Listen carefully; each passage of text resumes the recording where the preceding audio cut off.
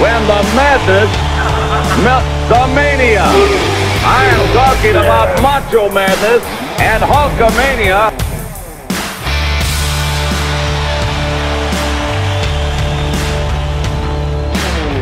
He isn't welcome. By whom? By He's you? not capable to be in the same announcing He's booth one of as the me. premier play-by-play men in all of professional wrestling. I don't like him. I don't like him. Just be... I don't like him.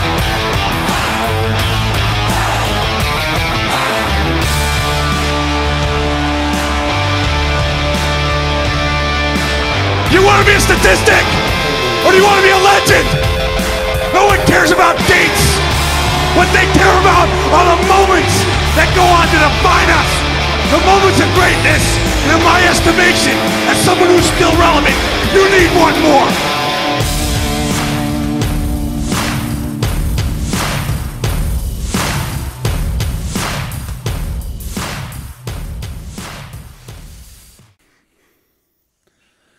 Hey everybody, welcome to the second episode. That's right, we made it. We made it. Episode number 2. Wow. I'm really proud of us, Mr. McMyer. Yeah, I know. It's good to be back. It is good to be back. We didn't think we'd make it, but we're here. This is the Last Territory Wrestling Podcast with, as I said before, Mr. McMyer. I am the sane luchador, D.A. White Thunder. Once again, that's my given Christian name. You're the sanest luchador I know. That's right. And first thing we're going to jump into is what we just got done with. We are recording this on a Wednesday. What is it, October 7th? And we just watched NXT Respect. Yeah, it was interesting. Yeah, I have a job. I unfortunately this podcast does not pay me yet, so I missed the first hour or so of it, but I caught the tail end. You didn't really miss too much. Didn't miss too much. No. I guess first off, I'm gonna say I still think it's kind of weird that we didn't actually have a real tag team win the Dusty Invitation. Yeah, that was weird.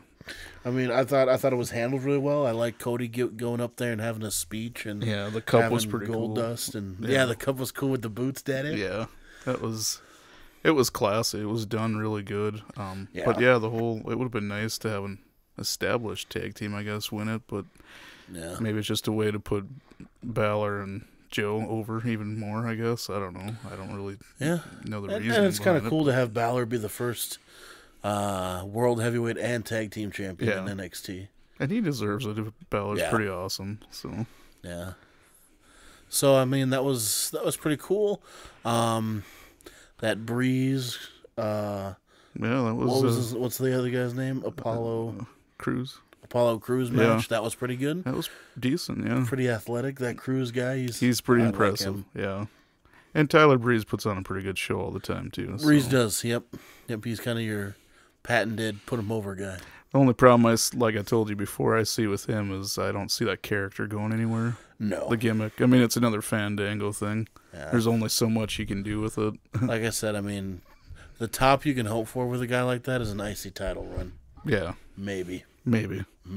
I mean, even if they'd pull him up to the main roster, what are you gonna do with him? You know, Right. My thing is they should put him in a tag team with Fandango. They'd probably go great together, you know. But They probably would. yeah, All right, so that we got Joe and Balor as our new, not tournament champions, the actual tag team champions. The Vaudevillains were kicked out pretty early, which once again that was kind of shocking. yeah, But I kind of like it though because, like we said, we thought that this was going to be Balor and Joe turn on each other. yeah. I thought they were or gonna that set was that going to up. be that Rhino and Corbin were going to win, and that that's Or gonna turn on be- each other too. Like Right. I was thinking of that too. You know, that might have been a possibility. But Right. So I guess I kind of like this booking that they went against what I'm used to. how would you think of the Iron Man match? I thought it was good. Yeah, I thought it was booked well. they definitely played their heel and face parts really well. Yeah. that was good. Yep.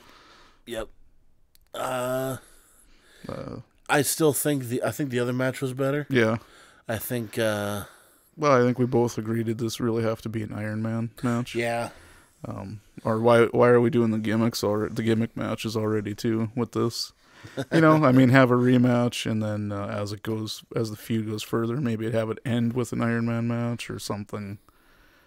I don't know. It seemed a little rushed to have an Iron Man match. And I don't know. I don't think a 30-minute Iron Man match really feels like anything super special. No. I guess because a lot of your classic matches go about 30, Yeah. 20, 25, 30 minutes is how much like your traditional really good main event will go. Yeah. So, I mean... And when they tried to do some of the bigger spots, they kind of failed at it, I thought, my personal opinion. And as the match went on, you could see him getting, tired, as well as they should, but keep in mind it's a 30-minute Iron Man match. Right. And they didn't do a whole lot for the first 10 minutes. They pretty much slowed the pace down until the 20-minute mark started counting down. So it was okay for me. I mean, it was nothing. I think the crowd got a little too into it. The crowd is way too into it. And the ending with the flowers was that was a lot of hoopla for nothing. Yeah, for nothing. Yeah, I was like, who died? Like, it looked like a funeral at first. Like, yeah, that was a little much. It was a little much. Like we said, when was the last time Samoa Joe got flowers? Yeah. How come Rollins didn't get flowers when he won the title at WrestleMania? Yeah. I think it makes it too girly too. Yeah. And that's one of the things that I think they want to try and get away from, and also the crying. Yeah. Enough with the crying. I get that it's emotional and stuff like that, but we had that at the last takeover. You know what I mean? Right. Yeah, it's I don't know, it was a little too much at the end for me there, but yeah. So hopefully they're done with that for a while. Hopefully they won't be having many more. Yeah, the cry fest, the first woman to cry match or something. First woman to cry match.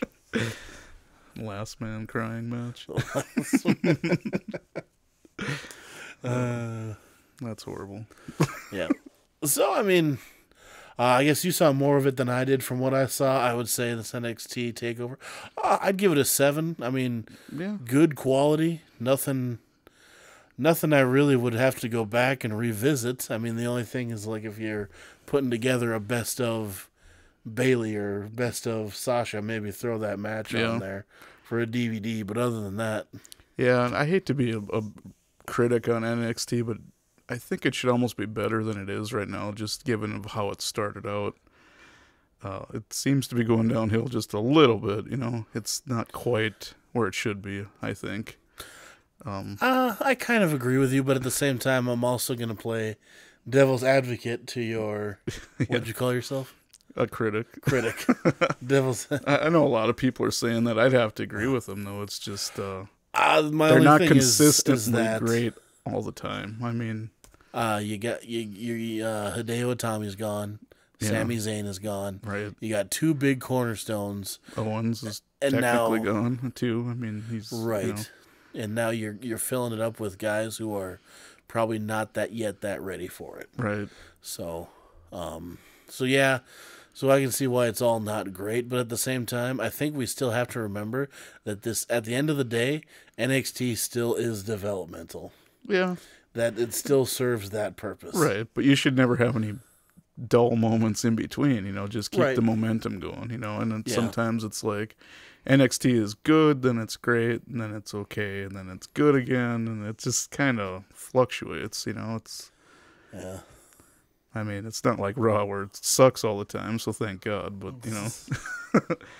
and what did you give it? I would probably give it a 6 or 7, yeah. 6 or 7? Okay, cool. Good, but not great, in my opinion. Good main event, though, but yeah. All right. Let's jump into some other news. I got one for you, Kyle. Do it. Here, I have a blockbuster announcement from Ditsy Carter. Yeah. Is it Dixie or Ditsy? I don't care either way. Anyways, her blockbuster announcement is that she's going to have a blockbuster announcement in India at some point. At some point? Yep. That's her big blockbuster announcement. You know, it's one blockbuster announcement after another with her. That never turns into anything. So. It'd be hilarious if she didn't have anything, but she insisted on announcing that, and like she doesn't leave India for like 3 months. Yeah, I don't know. The state of TNA is kind of up in the air right now.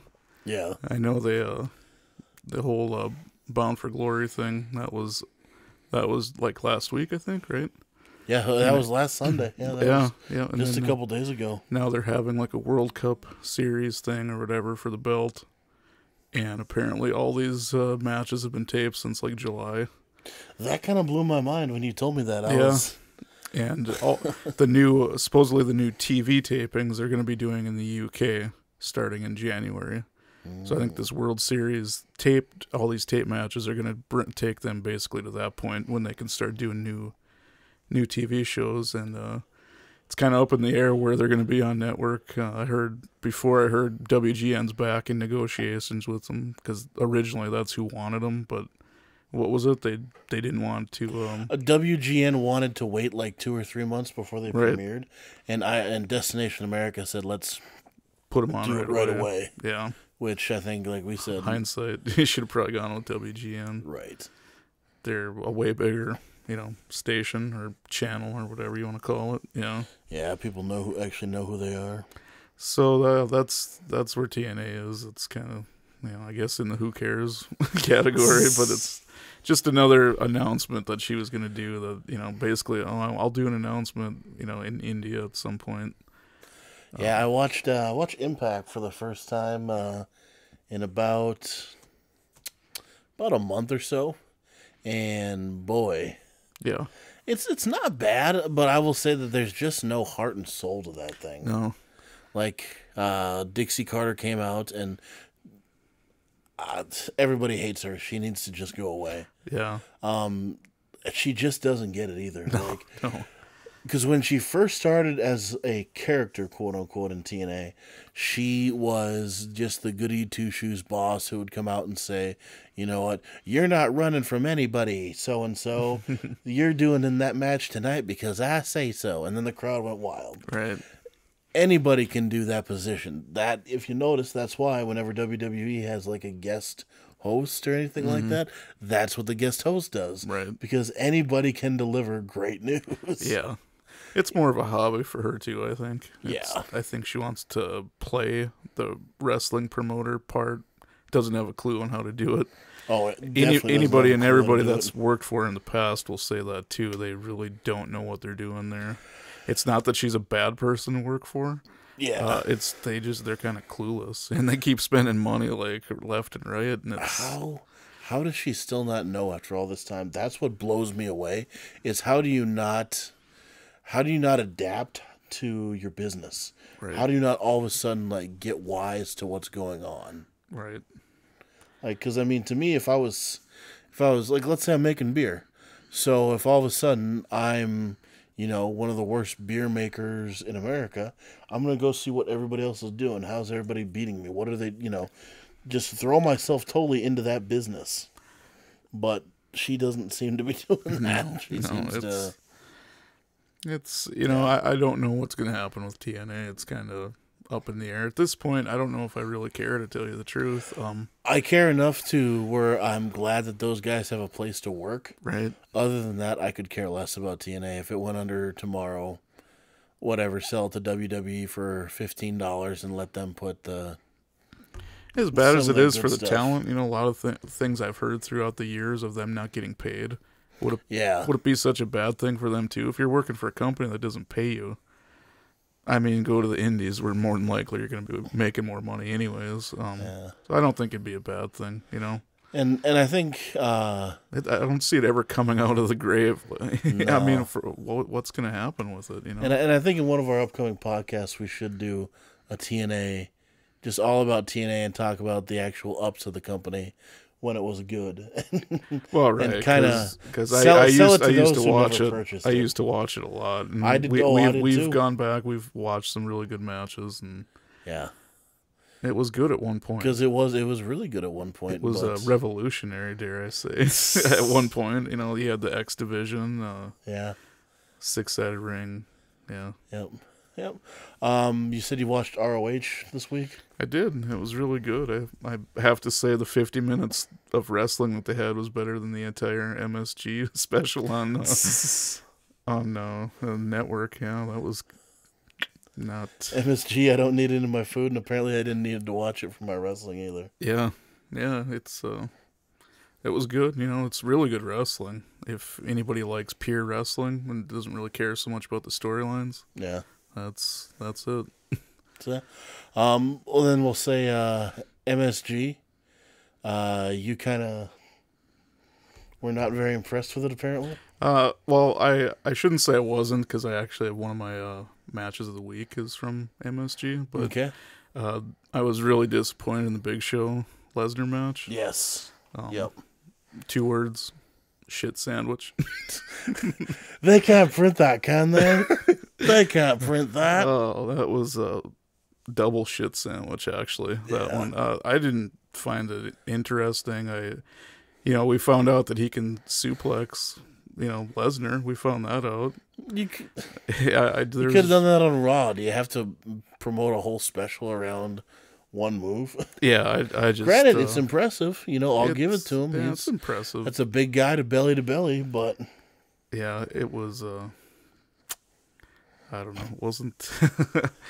It wasn't anything great about it. The cage match was, I thought, really good, but there were so many Super Cena spots in it. It really ruined it for me. Yeah. It was one Super Cena spot after another, and then the whole Kane thing coming out, and that whole storyline with Kane and Rollins is just absolutely horrible.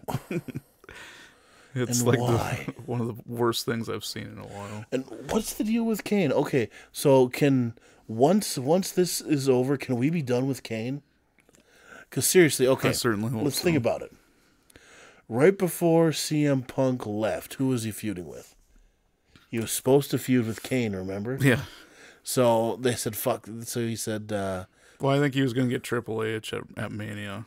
At Mania, but he was going to be feuding. And he's like, I don't have to do that at this point in my career, Right, but he said, if I remember correctly, he was going to fight Kane. They were going to feud for the next pay-per-view before Mania. Right. An Elimination Chamber or what have you. So Kane didn't luck out with that. Frickin' Daniel Bryan becomes world champ. Who does he start feuding with? Mm-hmm. Kane. Yeah. Why? It's clear that WWE doesn't want to take the training wheels, so to speak, off of Rollins. They've booked him with, Lesnar, Kane. Mm-hmm. I mean, guys that nobody really cares about. Orton, there's who they consider their made stars, their go-to guys, and Kane Cena is not too. A made star though. No. Oh my lord! And at this Lord point, help me. Does anybody care about Rollins and Cena either? You have 2 guys that are going for one's already the champ, and they're going back and forth for the United States Championship. I mean, spread the wealth a little bit, To me, that booking does nothing but makes your world champion look weak. Right. If he's having trouble beating the second tier guy. Right. I thought the whole idea was that to make the U.S. Championship valuable, but keep it away from the World Heavyweight Champion to kind of still have that allure of, that's the main one. Yep. One thing I think they're actually doing right is probably the Intercontinental Championship.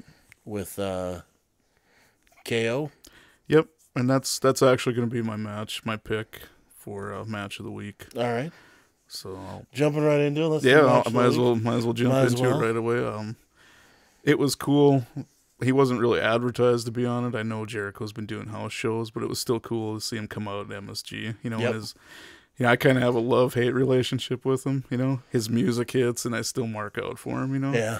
His last couple runs in WWE have been kind of lackluster, but I can't help it. I still mark out when he comes out.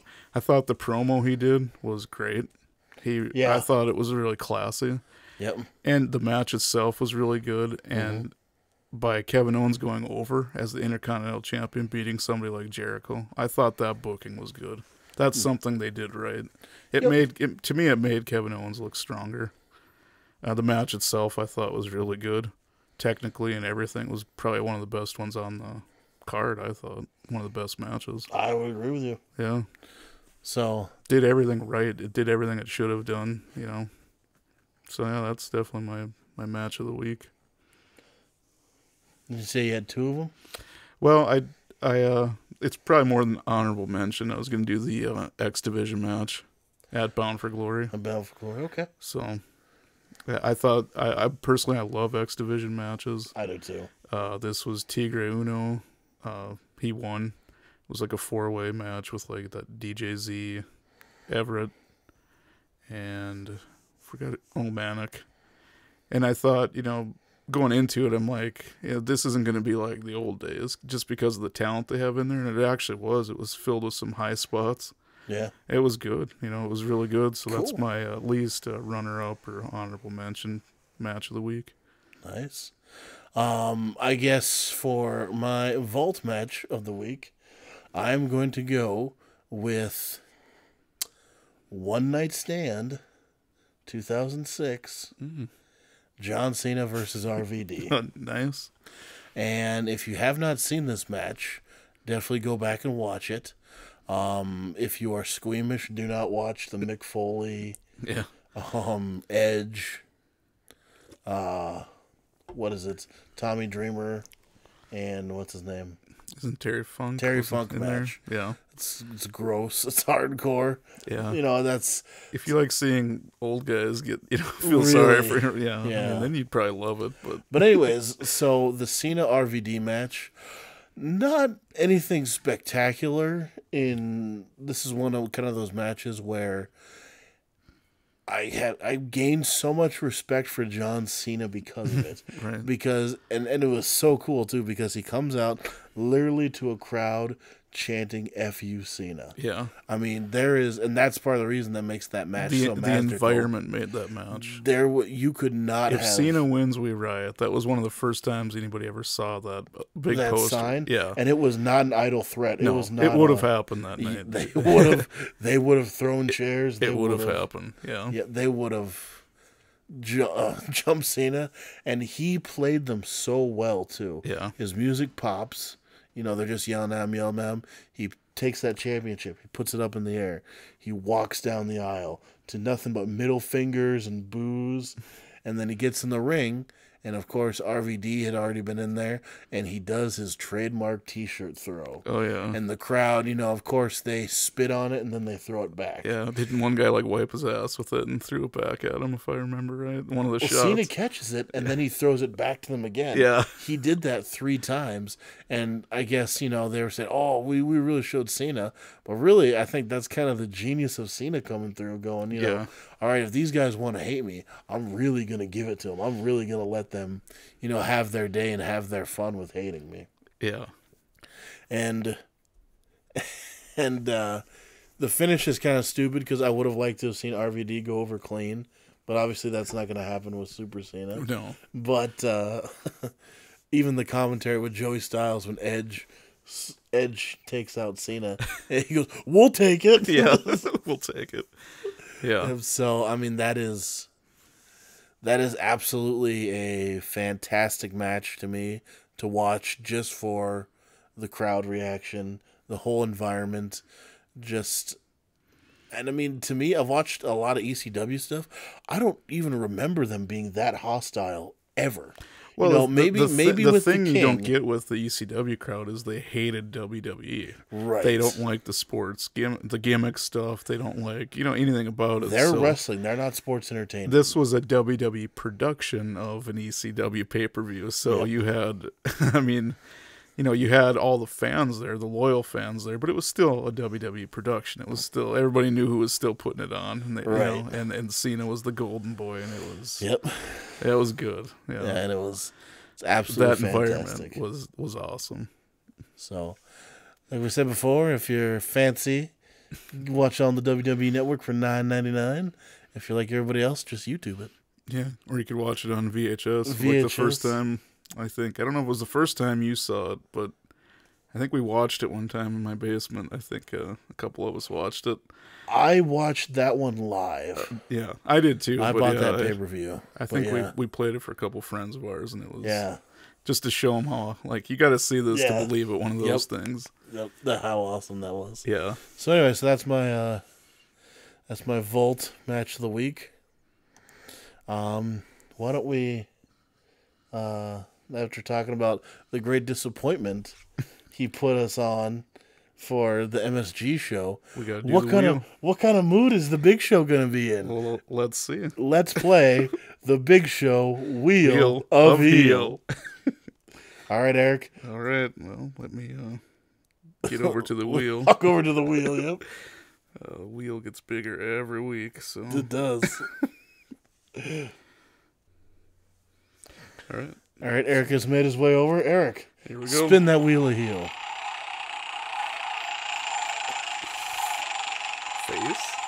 Face. Oh.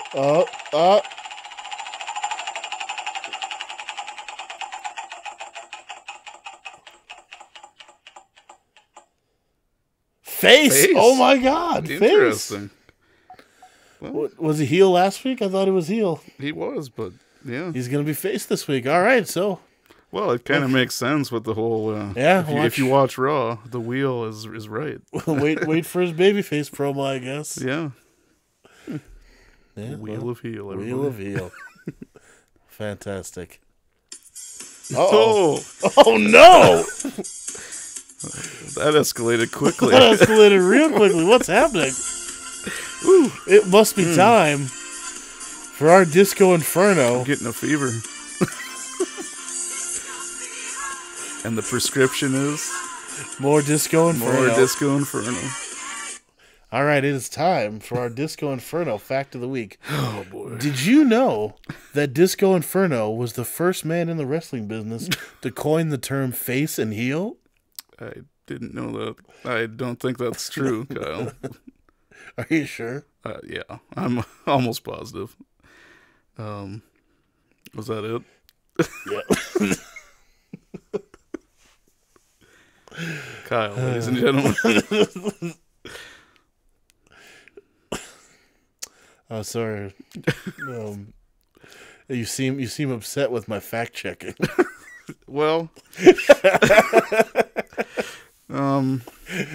you said like the first ever, right? Like in history. Yeah. Huh. Yeah. So Disco Inferno is a vampire. Apparently, he's immortal. Is that no, he came up with the idea when he was a teenager. Oh. Okay. Everyone knows. Come on, you didn't hear the story? I didn't. A very young Vince McMahon was walking. Is there and one he met a young teenage Disco Inferno. Is there one of those pictures of like Nick Cage where it's in like the 1800s or something, and it's like of Glenn Gilberti? No, don't be stupid. So there's Glenn Gilberti playing on the monkey bars when he's like 12, and then Vince McMahon was walking by. He's like, I got these good guys and these bad guys. How's it going, pal? He was like, hey, you groovy cat, why don't you call them face and heel? And that's... You didn't hear that story? I didn't. Okay, well. We have an actual fact here, right? It's coming any second. That was your actual fact. We're going to run out of Disco Inferno facts. I have a feeling. Yes. Facts Disco Inferno, okay, you want a real disco fact? I do. He was arrested for gambling in 2007. Really? Yeah. Yeah, he was, there was some underground... For gambling, huh? He was a part of some underground, like, gambling ring or something that was going on. And, yeah, so he was arrested in 2007 for that, so... There's your real disco fact. I believe that one, Kyle. Oh, boy. Oh, boy. Now that that's over, let's jump into the news. Oh, well, there's no... Oh, wait, hey, before we go into the news, I also have, let's start another little segment, that I was talking with you about. And we would actually like to have you guys give us a little bit of feedback on this one. Come up with your ideas. These are failed WWE network shows. Oh, nice. So there's two I came across because it's very easy to hack the WWE email base. I did it, and apparently there's two shows that they were going to make, but for one reason or another didn't. The first one was Great Moments in African American History, hosted by Hulk Hogan. Ooh, ouch. Too soon. Apparently that one fell through. Too soon. And there was... Co-starring Tony Atlas. Co-starring Tony...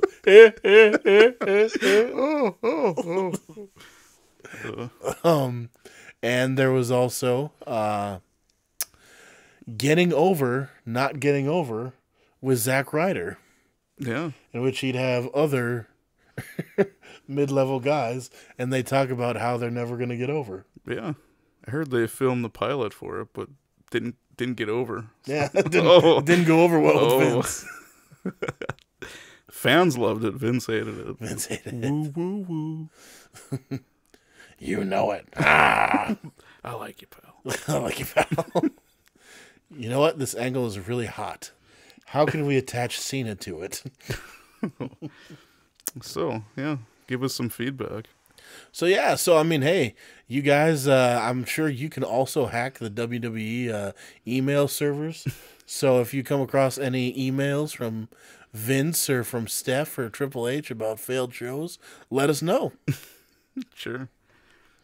Nobody's going to, you know that. Well, we'll just have to keep hacking. Disco Inferno. Disco Inferno. Dancing with Disco Inferno. Dancing with Disco, yeah. Alrighty, so we got that out of the way. Why don't you give us some of your news segments there, Mr. McMyer? You know, there's, other than the whole TNA thing, and there's really not a whole lot of other news going on. I guess rumors I read, numero uno Paige is apparently on the shit list. Oh yeah, for swearing, I think, wasn't it? Was it she got caught swearing? Yeah, well, she's swearing live on TV or something like that. Heaven forbid she's, human. Yeah. Yeah, so apparently there's a little bit of heat on her, and they're saying that because Natty went over on her clean. Yeah. Which I guess makes sense because Natty hasn't been a part of anything for a long time, and I doubt they're going to give her a run. No. So... Well, here's one that Cena supposedly is taking some time off. Yes. For the next possibly 2 months. Beautiful. Number one, I'm going to say, first of all, I think the guy deserves it. I'm not a big John Cena fan. No. The guy, probably not anymore. Okay. Not anymore. At some point, like you brought up the vault match. Yeah. I mean, at some point, I was probably a Cena fan. I think everybody was. You kind of respected him for some of the environments or whatever that he went into. But right. Now it's just super Cena. It's very old and worn out. Worn out and boring.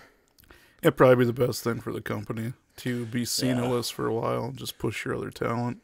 And he deserves it. He's been working so hard for them, and he deserves to have freaking more than a month and a half off. Right. So good for him. Hopefully he gets healthy or takes care of whatever he has to take care of and gets out of our lives for a month and a half so Seth Rollins can fight somebody that's going to actually do something for him. So yeah, Matt Hardy won the TNA belt. Yeah, from Bound for Glory. Yep. Yeah, I'm glad, he deserves it, in my opinion. Yeah, it's good to have Matt Hardy get a World Heavyweight Championship. He'll never get the WWE Championship. No. But it was good I think somebody recognized him at least, Yeah. He's done a lot in the business. I thought that was pretty cool, but they vacated it already to go along with the whole TNA being off of TNA thing already, so it was probably pretty short-lived, and we'll probably see him back in the WWE by the time, TNA has their new UK TV tapings. But what did McFoley say? Of his 3 reigns, there are only 29 days total. Yeah. Nobody remembers the statistics. They only remember the moments. Right. So, I mean, you'll never be able to take away from him that he was the champion. So. Right. Yeah, and I think he deserved it. I thought it was pretty cool. Yep. Nice that he actually got that belt. So. Yeah, other than that, it's there's not a whole lot. I think the TNA thing is kind of what everybody is Yeah. Kind of watching where are they going to end up. You know, if they don't get a U.S. TV deal, what are they going to do? The You UK keep bringing and it India? up like anybody cares. Yeah, well, I have to admit, a small part of me cares. Part of you care. Yeah. I do too. Yeah, like I think we just said, we care enough that the guys have somewhere to work. Yeah. Yeah, I would. You know, it's one of those stories I wouldn't mind seeing him come back and maybe be on top, but it's just never going to happen at this point, you know. Never with Dixie. And if you go just UK only and overseas, I mean, who's going to see it? You know, you don't have a US TV deal. Kind of what happened with GFW already. Yeah. They had a good thing started, and they still don't have a US TV deal inked out. So, yeah. I don't know. It's kind of the whole state of TV wrestling is kind of, you know, there's a lot of other good shows on out there, but the problem is the most overexposed product that everybody can get their hands on is the worst one out there right now, and that's WWE.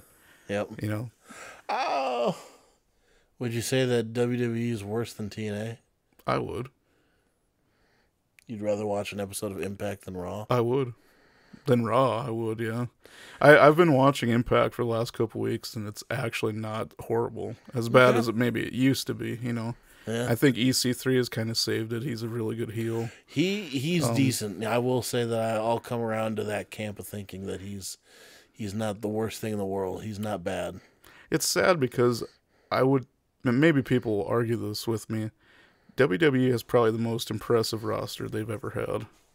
As far as talent. In-ring talent, yeah, you can make that claim. Yeah, I mean, people want to go back to the Attitude Era. Let's face it, a lot of them weren't great wrestlers. It was just the storylines and some of them were really good wrestlers, but now their in-ring talent, from the Divas to the NXT to everything, is just, it's impressive. It's just they have no direction, no creative. They keep pushing the same people over and over. You know, essentially they're kind of what WCW was in its last dying days, I think, personally. Which is kind of funny. Yeah. So, yeah, I guess that's kind of your update on the world of wrestling this week. Yeah. This week's topic for the podcast is actually the death or the final days, whatever you want to call it, of WCW. We're going to kind of take a look at the story that WWE tells you, the real story, and then kind of there's some things about that. Well, me and Mr. McMyer both lived through the Attitude Era. We both lived through the death of WCW. Right. Let's start right there. Final night from I think what Panama actually City. kind of inspired this conversation is the most recent conversation JBL did with Eric Bishoff. Eric Bischoff, correct. Which, if you haven't seen it, again, it's probably one of the best interviews of WCW you'll ever see, because I think it's pretty honest. Yeah. And we can go through a lot of stuff just based on that interview. Yeah. Yeah, it's But yeah, let's like I said, let's go back to that night. You remember watching? Were you watching Nitro or were you watching Raw? I think I was watching Nitro. I was watching kind of both at the same time, and that kind of blew my mind. They were both on. Were you sad to see it go, or were you kind of like, this turd just needs to be flushed? No, I was sad to see it go, and I knew WWE was going to do exactly what they did with it too. They were going to nothing. That was. I think I had been reading stuff that like they were trying to sell the company. There was like rumors about that, which wasn't really a big deal because nobody on earth, I think, thought that Vince McMahon was actually going to buy it. Yeah. I mean, who would have saw that coming? Nobody did. So, for 4-point-something million, wasn't it? Yeah. For really cheap. It was pretty cheap. But like you said, all you bought was all the equipment and the rings and the video library, which I'm sure has paid him back 20-fold for that video library. Well, one thing I thought was interesting in the interview, like if we want to go back a long ways, is Bischoff brought something up about, I don't know if people know this, but like the Bill Watts incident, where Bill Watts was basically like the VP, kind of what, you know, Bischoff did, you know, he was basically, you know, kind of running it, and he got in trouble saying some racial comments or something, and in wrestling, yeah, out of town. And if you've ever read about Bill Watts, it really doesn't surprise you. He's not very well liked. I don't think I've ever read anything where anybody had something nice to say about Bill Watts. But the interesting thing is Bill Watts is basically fired back in like 93, I want to think. Because he ran it from like 92 to 93. It wasn't a very long run, and he kind of failed at it, you know. Mm-hmm. And he was very old school too, wasn't he? Yeah, like he refused to. He like banned aerial moves, stuff from the top rope. He didn't want anything. The guys in the locker room, there was a face locker room and a heel locker room. He did everything really old school, you know. Which, if you know your wrestling history, that was kind of blown up when wasn't it Hacksaw Jim Duggan and the Iron? Was it the Hacksaw and the Iron Sheik? But they got caught because one of them had drugs on them. Yeah, they got pulled over. They got pulled over, and that was one of the first times people were like, "Well, aren't they supposed to be enemies with each other?" Mm-hmm. You know, and so that happened in the 80s. Right. So here we are, probably maybe 5 or 6 years later, depending on whenever that happened. Could even be longer because I'm not sure on the date when that happened. But so this guy's already, you know, probably almost a decade behind the times. Yeah, it was pretty backwards. And basically, like what Bischoff said, is what people don't realize is, you know, once Bill Watts was gone, by all rights, WCW should have been dead at that point. Right. There was a lot of Turner executives and stuff that just didn't want it. They didn't want it anymore. Mm-hmm. And fast forward to when the merger went through, basically Bischoff said they were the same people, you know, waiting in the wings, basically, that didn't want, you know, after Bill Watts, you know. So I think honestly WCW was doomed from 93 on, probably. It just had everything going against it, you know. So that's kind of something I never really realized. Thing to think. Yeah, I didn't realize the executives wanted it dead after the whole Bill Watts thing. I was thinking they really wanted to clean it up. That's why they got Bischoff in. And I don't think Bischoff was supposed to do as good as he did. I don't think that was ever supposed to happen. No, it wasn't. So, but even to go back a little bit further, just in case anybody listening is not really familiar with how Ted Turner kind of what he kind of did in his industry was he was kind of revolutionary in the fact that he had the Atlanta Braves, he had CNN. He was one of the few channel owners that provided most of his content to himself. He did a lot of stuff in-house, which is why he owned WCW. Prior to that, they would they'd have local wrestling promotions would put on a show, and he'd air it on the Superstation, so you'd get Georgia Championship Wrestling. They had WWF television for a short time. But that was kind of the thing was that Ted Turner was very instrumental in a lot of places, and they still really don't do it that much anymore, of, TV networks producing their own shows. A good example is The Big Bang Theory, made by Warner Brothers, not on any Warner Brother network, it's on CBS. Right. So, I mean, that still goes on today. Well, and how could we forget the Black Saturday incident, where, Vince McMahon, that wasn't actually the first time he owned WCW, was in 2001. He actually owned it previously. I don't know if you know that. If you ever heard of that. I don't. Have you ever heard of the Black Saturday? I don't know this Black Saturday. Please inform me. Well, basically, McMahon bought, I think it was Georgia. Was it Georgia Wrestling from Turner? Back in, I want to say, like, early 80s. And they had a syndicated show, and then basically WWE started airing all of their programming. He bought up the Georgia. That's right. Yes, I do remember that. Going back then, this wasn't a new thing. Yeah. At one point, McMahon did buy it from Turner, and he basically failed. It just didn't go over good. They were running the WWE market in the Southern Territories, and just the contrast in wrestling just didn't go over good with a lot of the Southern wrestling fans. So basically Turner bought it back from him, and that's kind of the rivalry started back then already between the two, so yeah. Yeah, because they wanted the Southern boys.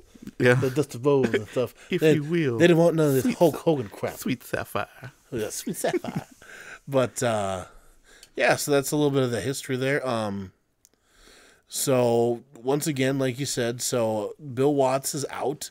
All these execs think WCW is done, which kind of gives you even more of a explanation as to why Eric Bischoff, who had been nothing but, wasn't he just kind of a C-list announcer at the time? And of all people, Ric Flair actually kind of got him into, he's like, we got this guy downstairs. I think he was just, he was kind of like a marketing guy that was put into an announcer role that was just kind of there.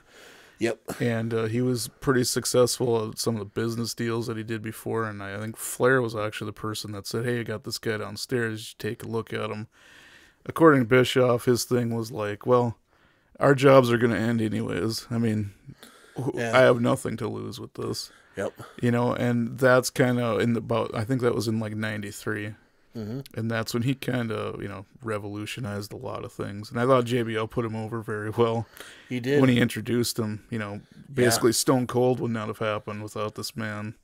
DX would not have happened, And we'll jump into that in a second. But let's talk about the fact that the thing with Eric Bischoff that they always say is that he did nothing but took Ted Turner's checkbook, took that blank check and did nothing but wrote money till all the problems went away.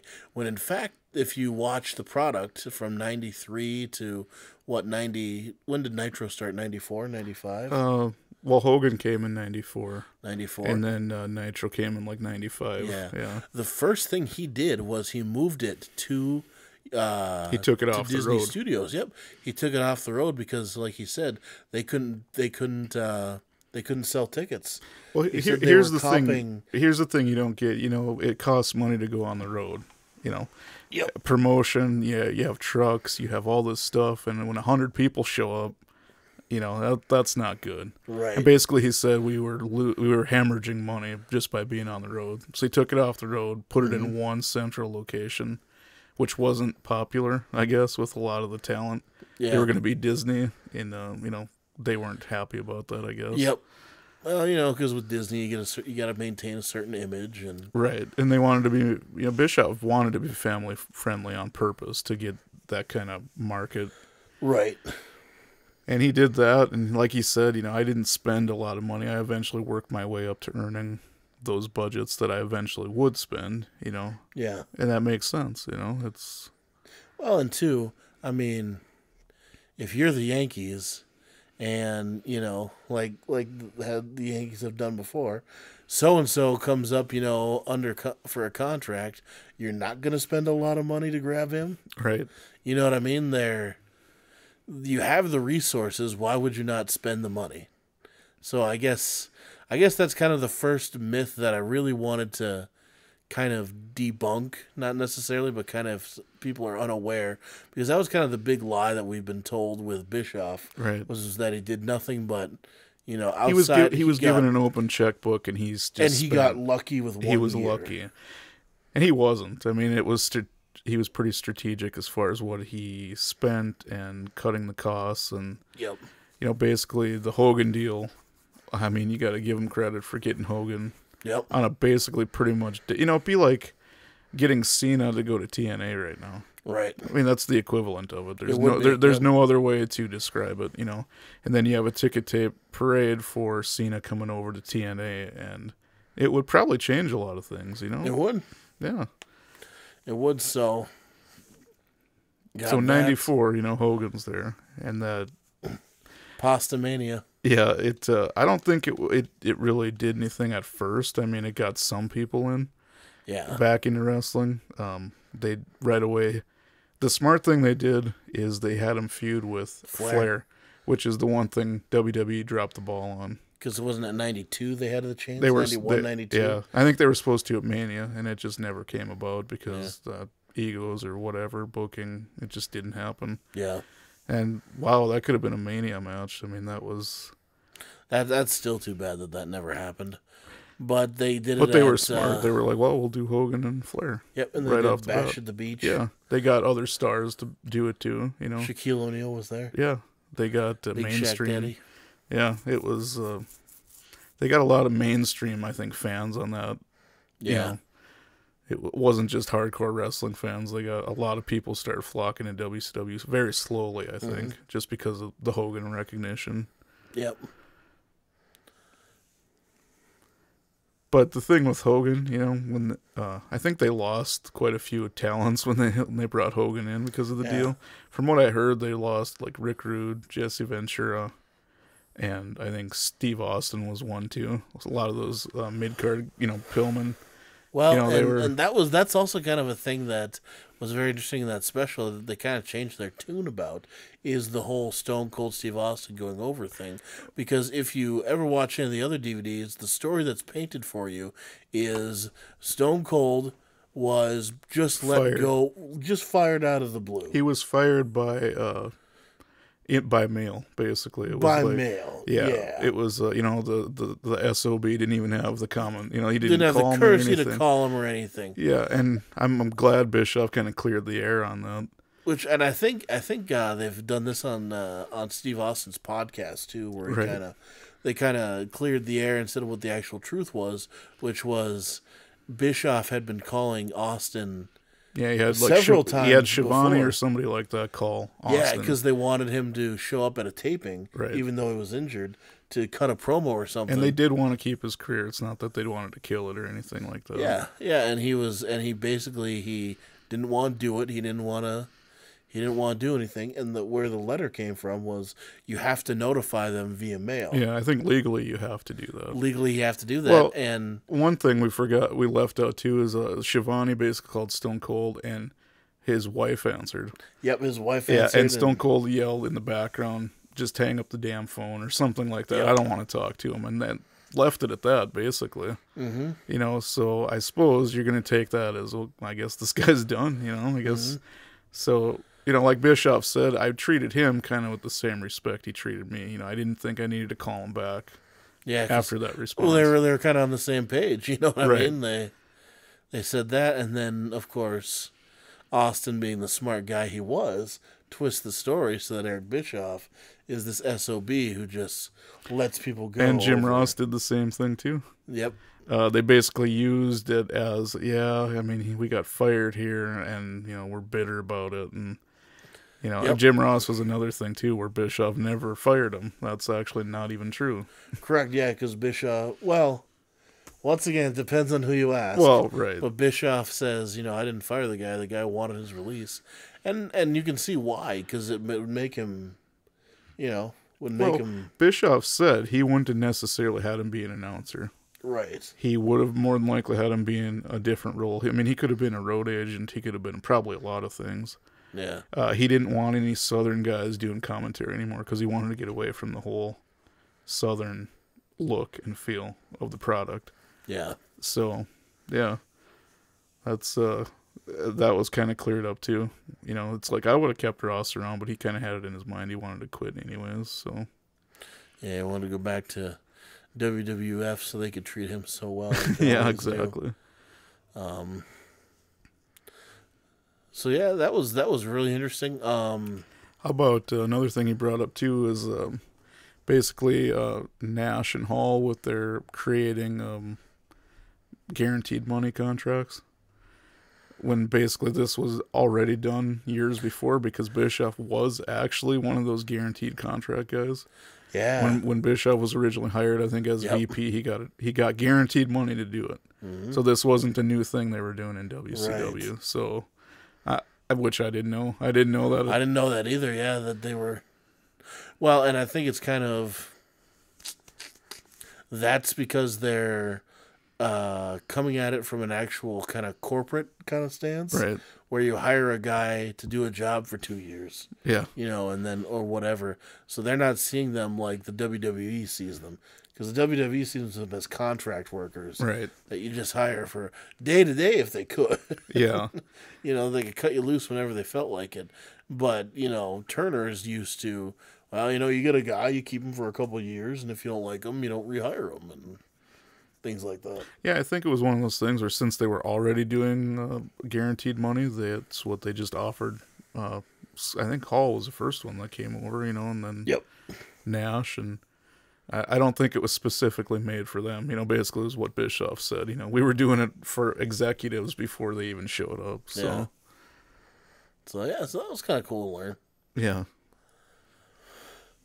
And then the other big thing that really grabbed me was the whole Thunder debacle. Yeah. So, the big reason why they brought Bret Hart in was to be kind of the main star for Thunder. Mm-hmm. Which, as everybody knows, the Montreal screw job, whatever. By the time Bret Hart came in there, he was pretty much over the wrestling business because... Well, let's not forget Bischoff was against Thunder from the beginning. Yep. Another thing that he wanted to clear up, you know, because once again, it's that, well, he's got the checkbook, and he's just going to town with it. He was against it from the beginning. He said we don't need to have a second show on TV. We were, you know, basically short-staffed the way it was. It was hard to do a second live TV. Yeah. You know, that's the thing. WWE doesn't do 2 live events weekly. Well, I mean, now they do, but for a long time it was like Raw and SmackDown's always been taped, you know, forever. It's hard to do. It would even be hard for them to constantly do live shows like. And when they were doing live all the time, WWE had 2 companies, had 2 separate teams. Right.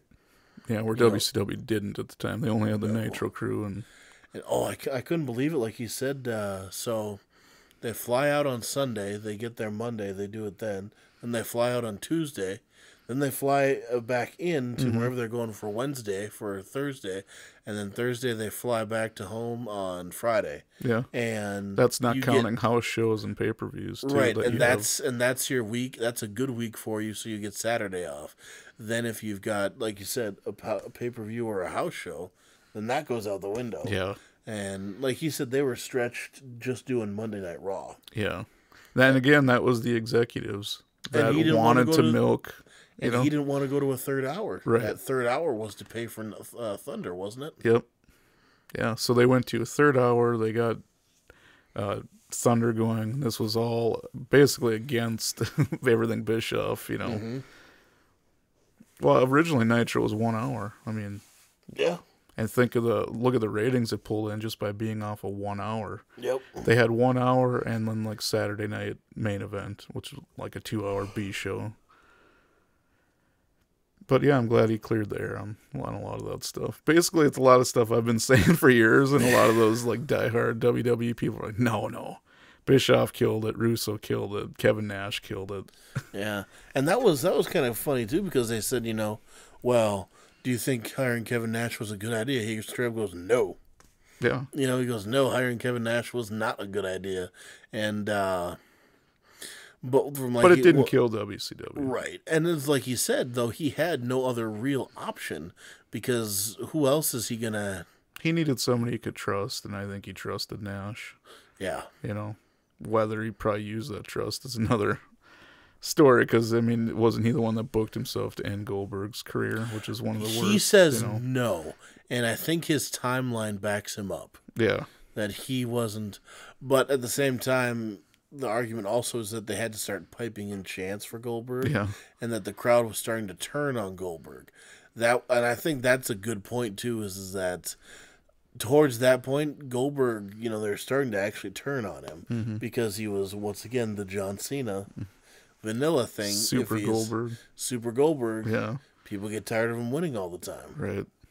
And once again, was it the right time to end it? Whatever. No one has the right answer for that, to end the streak. But there's been so many things too, like the finger poke of doom. Yeah. A lot of people that basically those couple seconds killed WCW. That's not true. I mean, you can say whatever you want. When that merger happened, that was, it was going to kill it no matter what. Yep. Could they have sold it to somebody else other than McMahon? Probably. But the problem was, wasn't it like a distribution? It was just for the video library. Right. It wasn't for an actual TV deal. And here's the thing. So they would have sold the company to, this other company. WCW would have owned by itself.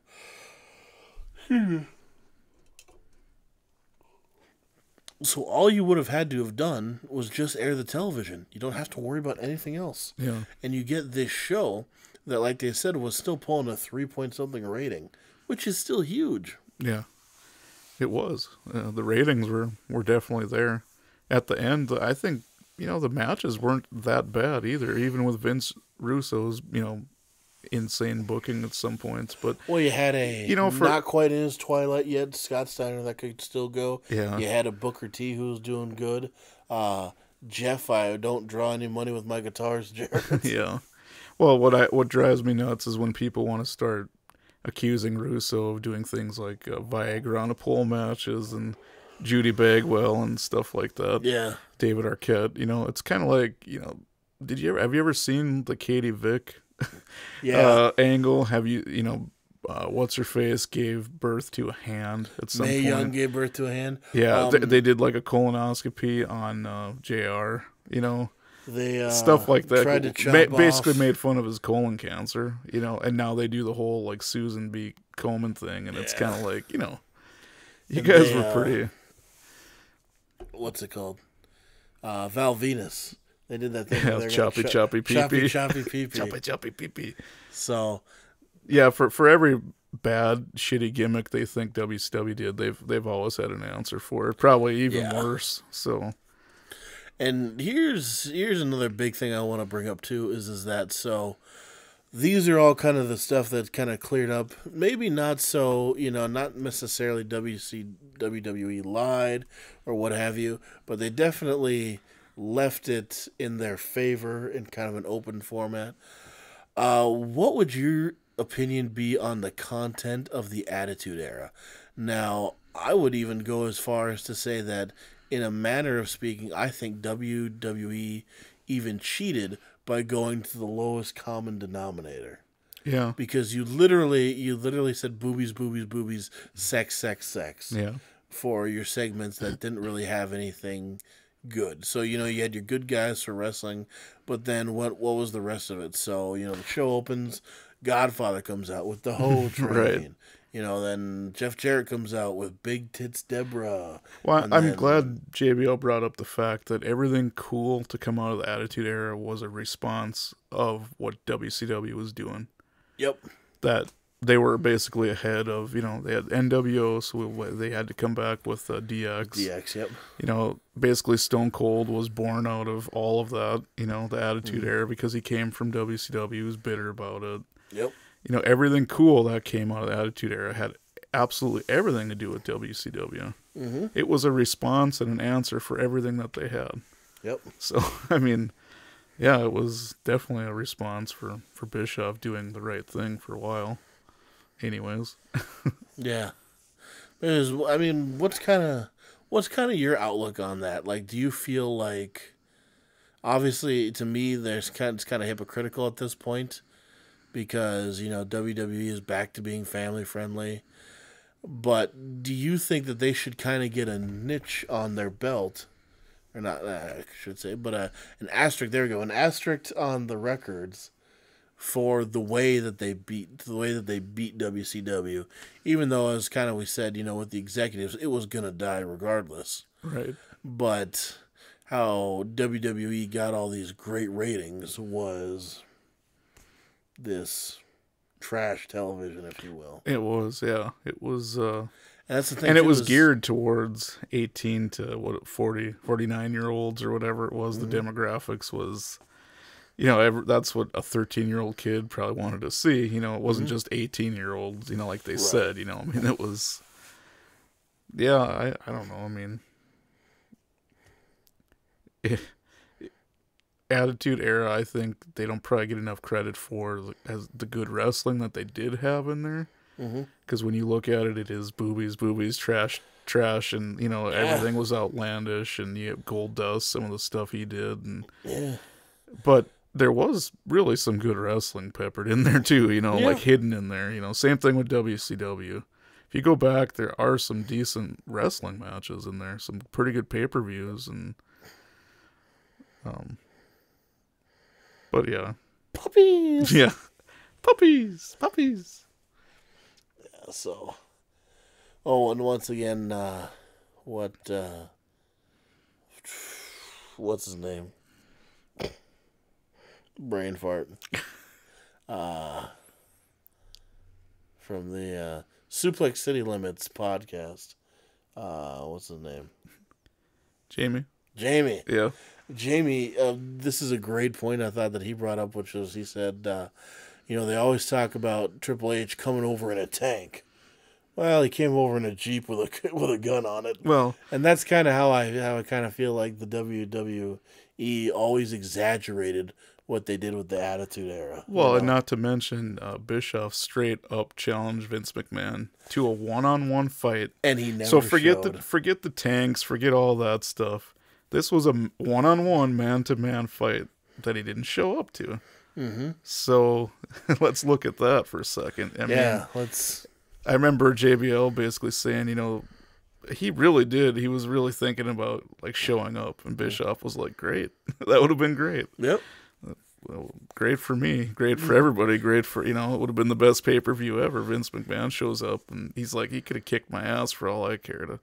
I wouldn't have cared, But to me, I think if somebody straight up challenges you to a one-on-one fight like that, and you're Vince McMahon, you don't show up. To me, that's worse than a tank roll, or a Jeep, I should say. It wasn't even a tank. Than the Jeep rolling up on your property. Yeah, I mean, they basically stood outside with a megaphone, and then, WCW closed the door, so.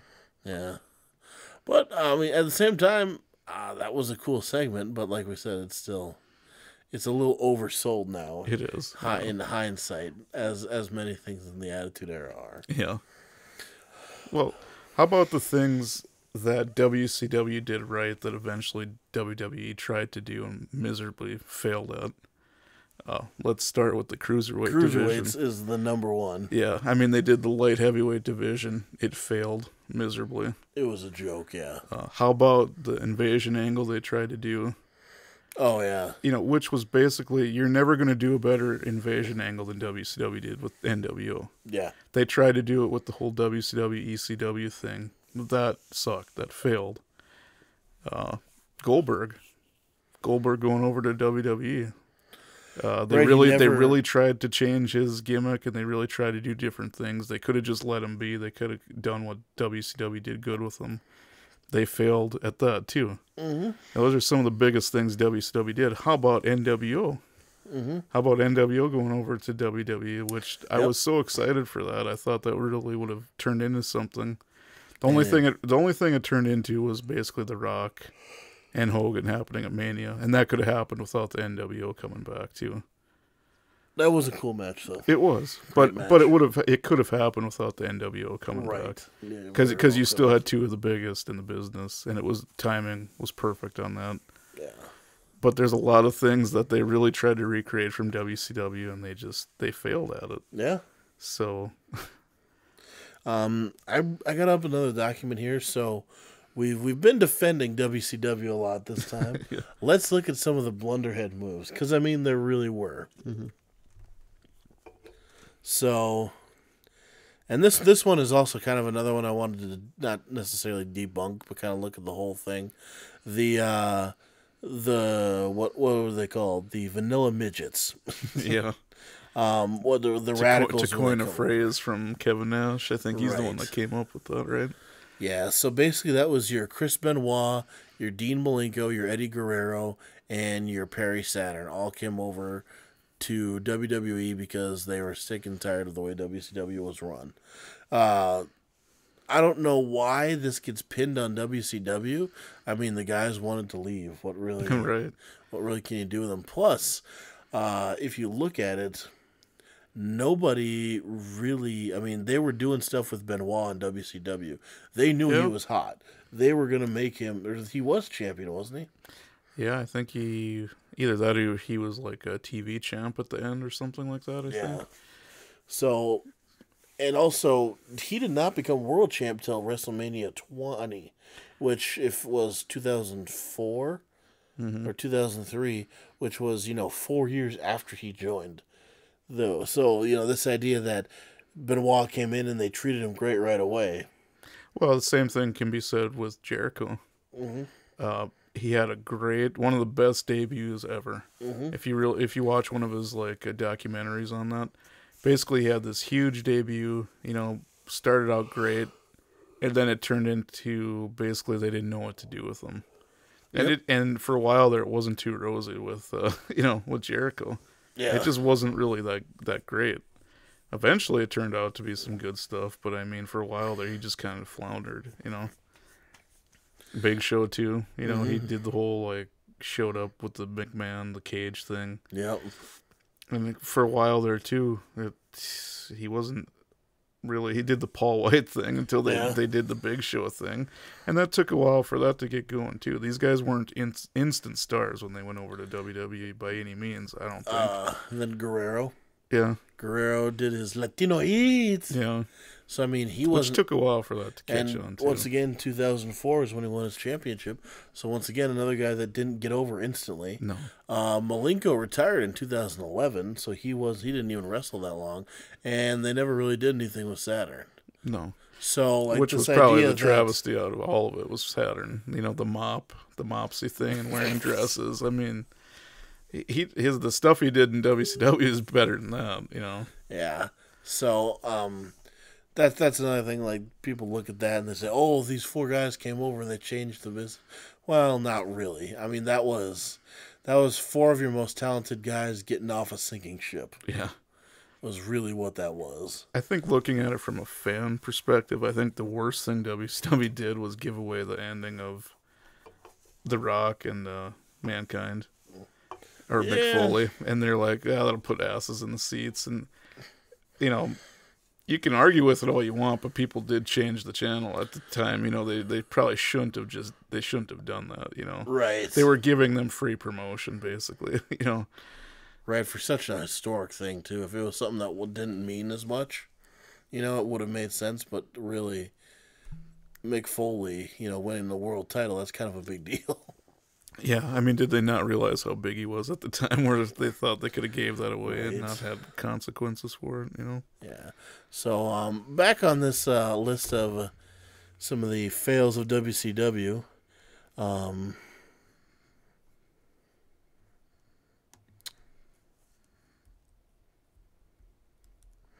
WCW had an angle where they had an Inferno match between Sting and Vampiro. And what they did was that they had a stunt double, not even Sting, a stunt double, jump off the top of their Videotron or whatever you want to call it. And as he was on fire, apparently they redid a lot of the commentary from when Owen Hart died, and it was really stupid and really poorly done. So there's that. It clearly wasn't Sting either. Right, it clearly wasn't Sting.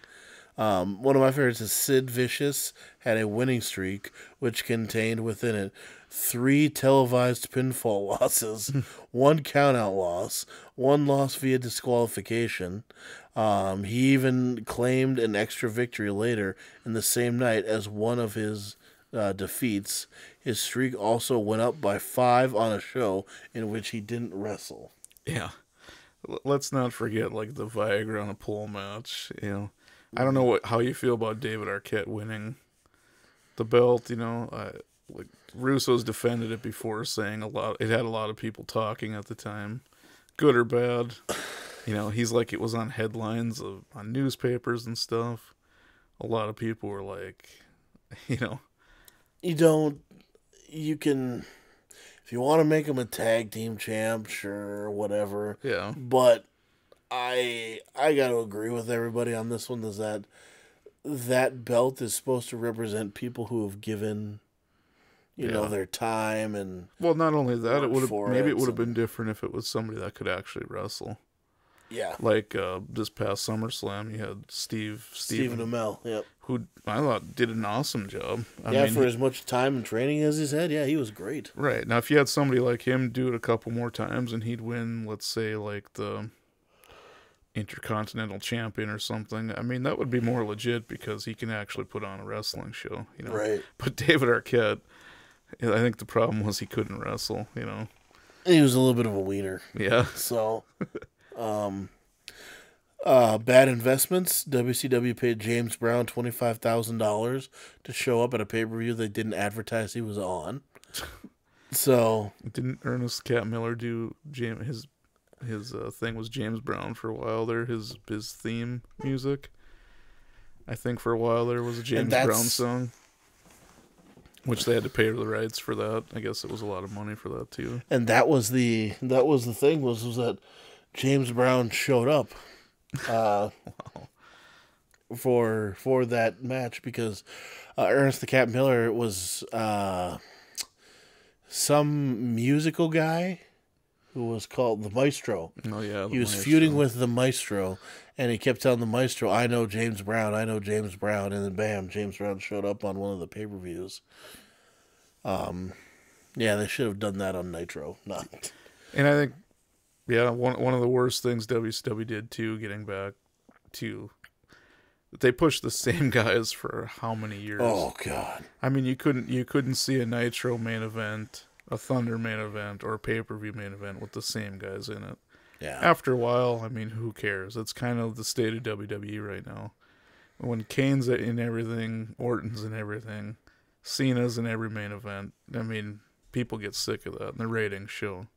Yeah. You know, that's probably one of the worst things WCW did. How much of the Hulk Hogan stuff do you buy? I know you're a big fan, but I mean, there's talk that allegedly he faked an injury to get out of a Nitro because he felt that it was gonna, what was it here, being preempted by the U.S. Open Tennis, and he didn't want it to look like he lost ratings. So they said he's done that to lose ratings. Said they rigged polls on WCW.com for him. Oh, I absolutely believe all that. For the record, I'm a Hogan fan as far as like character-wise, but I think he pulled a lot of politics. He did a lot of politics in the back and stuff. He buried a lot of guys. He buried a lot of guys. I don't think that could ever be argued, honestly. I believe almost everything I've heard, to be honest. About all his shady but dealings. he was a great heel, and the NWO was pretty revolutionary, and you got to give him props for all that. But yeah, I think he pulled a lot of backstage shit with people.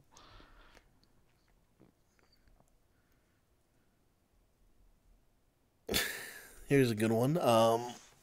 Elizabeth, Macho Man's manager, was making 6 figures a year. Wow. For a manager's contract. Her contract gave her the right to refuse to wrestle in the ring. Russo was unhappy, so he decided to try and humiliate her by trying to get her to strip to a bra and panties every week. Eventually, he decided she wasn't worth the money, so he sent her home, where she made the exact same amount of money for doing nothing. Yeah. I think that was a pretty common thing in WCW. A lot of people sat home. Yeah. They didn't have to show up for work. They were getting paid regardless. So they probably went wrong there. They weren't getting their investment out of a lot of the people. Yeah, well, that was the thing. Like, a guy like Virgil could get a contract because, I was in WWE at one point. Wow, right. Oh, we got to get every one of them. Yeah. So, pretty good summary up there, Eric. I think we kind of did a good job of... Once again, if you have not watched Legends with JBL, with Eric Bishoff, you absolutely need to.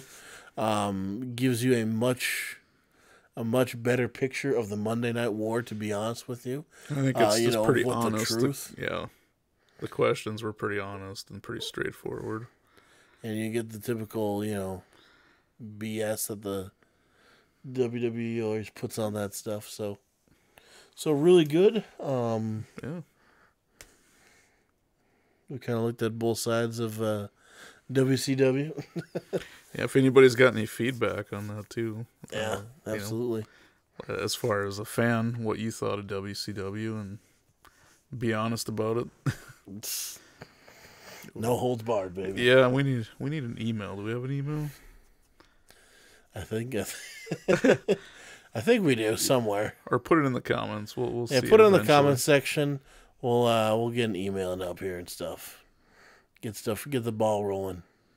You'll all have to excuse me, but I live up north, and my apartment was sprayed for cockroaches. Which, if you ask Mr. McMyer, who's the last guy you know that had cockroaches in this part of the country? That's a good question. Exactly. This isn't another Disco Inferno fact, is it? No, this is 100% real. Both me and Josh had to get our apartments cleaned. Oh wow. And we kind of know who did it too because, hey, nice. But anyways, there was 2 girls, and I think they still live there in the apartment above my friends, and they're German, and the cockroaches they found were German cockroaches. Oh. Which are not even native to this country. So we had some hot German girls bringing over some nasty-ass cockroaches. Oh. Which makes you think about what else they're bringing over. Oh, that's not good. That's not good at all. So, alrighty, well, I hope everyone had a fun time here. Yeah. Got a different perspective, at least, on WCW than you had before. And with that, this is the Last Territory Wrestling Podcast. I am the sane luchador, D.A. White Thunder. Mr. McMyer. You're fired. You're fired. All right, everybody. I'm we'll just kidding. See you. Come on, come back. You can come back. You can come back. All right. Good night, everybody. All right, I'll see you later.